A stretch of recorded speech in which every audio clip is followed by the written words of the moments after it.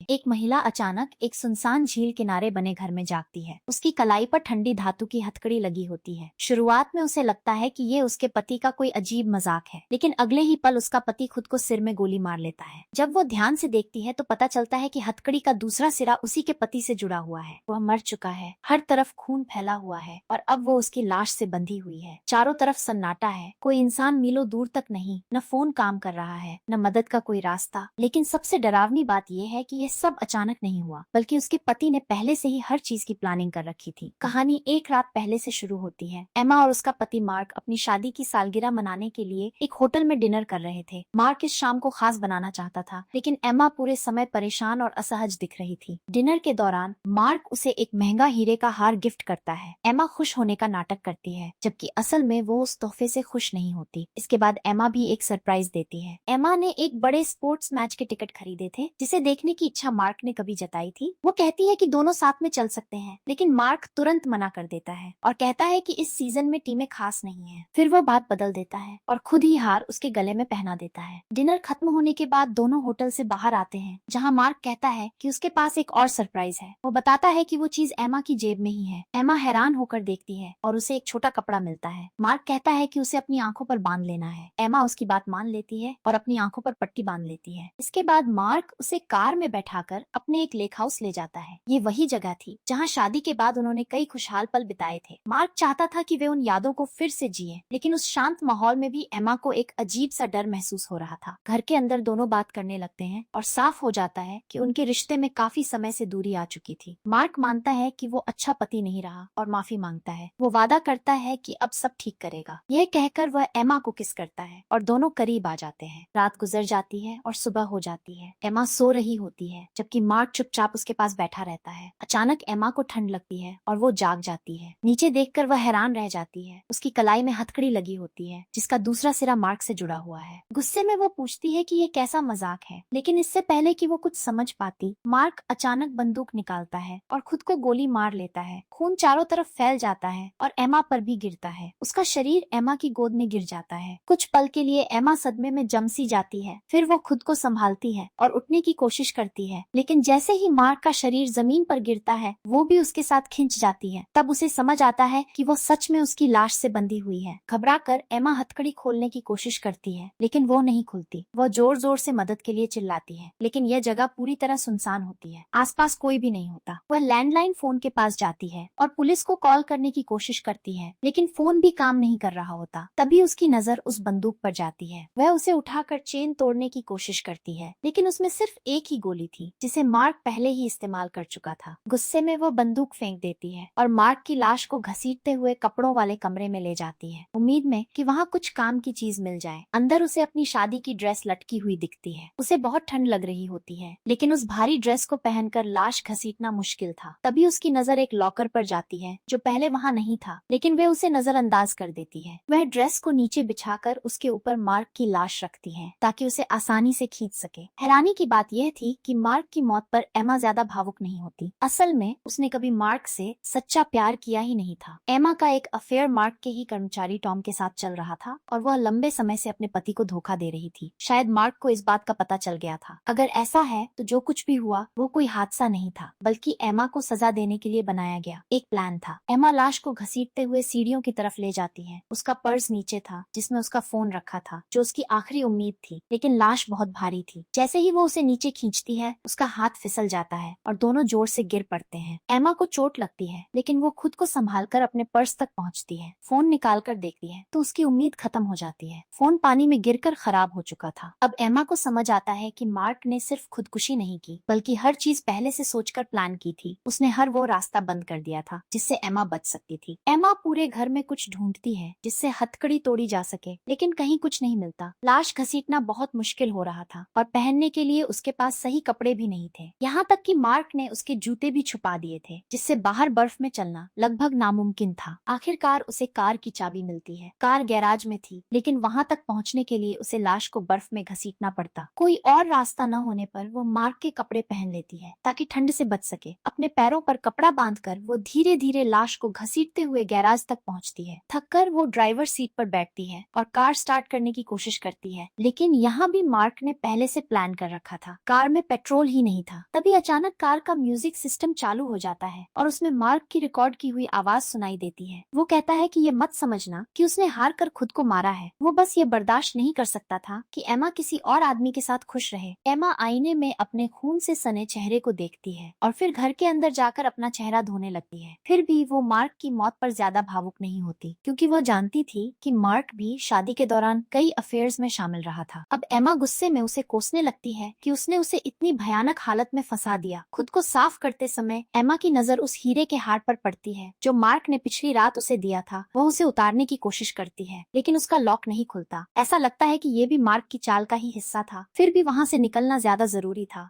इसलिए वो बाहर निकलने का रास्ता ढूंढती रहती है। एमा मार्क की लाश को घसीटते हुए बेसमेंट तक ले जाती है। उम्मीद करती है कि वहाँ कोई औजार मिल जाएगा, लेकिन वहाँ भी कुछ नहीं मिलता। साफ था कि मार्क ने हर स्थिति के लिए पहले से तैयारी कर रखी थी। थकी हुई होने के बावजूद एमा हार नहीं मानती और लाश को फिर से ऊपर ले आती है। एक दूसरे कमरे में तलाश करते हुए एमा को कुछ चौंकाने वाला दिखाई देता है। दीवारों पर उसकी और टॉम की साथ वाली तस्वीरें लगी होती है। साथ ही उसके पुराने जीवन की भी कई फोटो थी। उन्हें देखकर एमा को बीते दिनों की याद आने लगती है। कई साल पहले एमा एक प्रोफेशनल फोटोग्राफर थी। एक रात उस पर बॉबी नाम के एक अपराधी ने हमला कर दिया था जो उसे लूटने आया था। लड़ाई के दौरान बॉबी ने उसके पेट में चाकू मार दिया, लेकिन एमा ने भी हिम्मत नहीं हारी और उसने बॉबी की आंख में चाकू घोंप दिया। उसी घटना के बाद उसकी मुलाकात मार्क से हुई थी, जो एक वकील था, और उसने बॉबी को जेल भिजवाने में एमा की मदद की थी। तभी अचानक एमा को बाहर गाड़ी आने की आवाज सुनाई देती है। वह दरवाजे से बाहर देखती है और चौंक जाती है, क्योंकि वहाँ टॉम खड़ा होता है जिससे वो छुपकर मिलती थी। एमा उससे पूछती है कि वो यहाँ क्यों आया है। टॉम बताता है कि एमा ने उसे मैसेज भेजा था कि वो मुसीबत में है।